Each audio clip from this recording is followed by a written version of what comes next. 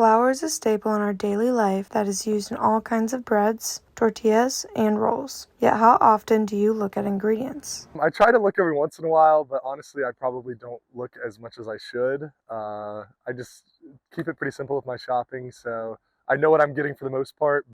Azodicarbonide is a carcinogenic chemical food additive in many of our favorite flours.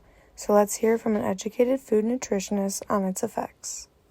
This compound, because it's used in commercial baking as a dough conditioner. So that's when I first heard about it. It's easy to say, okay, it's like used in bread, but because it's also used in plastics, then let's call it a yoga mat compound. Essentially, anything given beyond a certain dose can be harmful for our body. Now, as far as the potentially carcinogenic chemical that is produced from azodicarbonamide, which is this SEM that you mentioned, the amount which is produced during heating of bread is very, very low. So, of course, it's not the only compound that can do the job. There's other alternatives available. But is the consumer willing to pay a little bit premium price for that alternative product? Some breads in our store can contain this chemical azodicarbonide, which is banned in Europe for being a carcinogen. So let's look at what we need to make fresh bread at home. You'll find everything you need in the baking aisle. Start with active dry yeast, which 1 tablespoon will be added to 2 cups of 110-degree water. Let that sit and foam for about 10 minutes, then add your oil, sugar, and salt, and 3 cups of flour. Combining this, then adding another cup of flour will create your dough.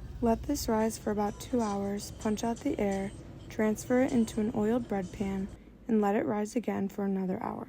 Lastly, bake at 350 degrees for 35 minutes and you'll have fresh homemade bread.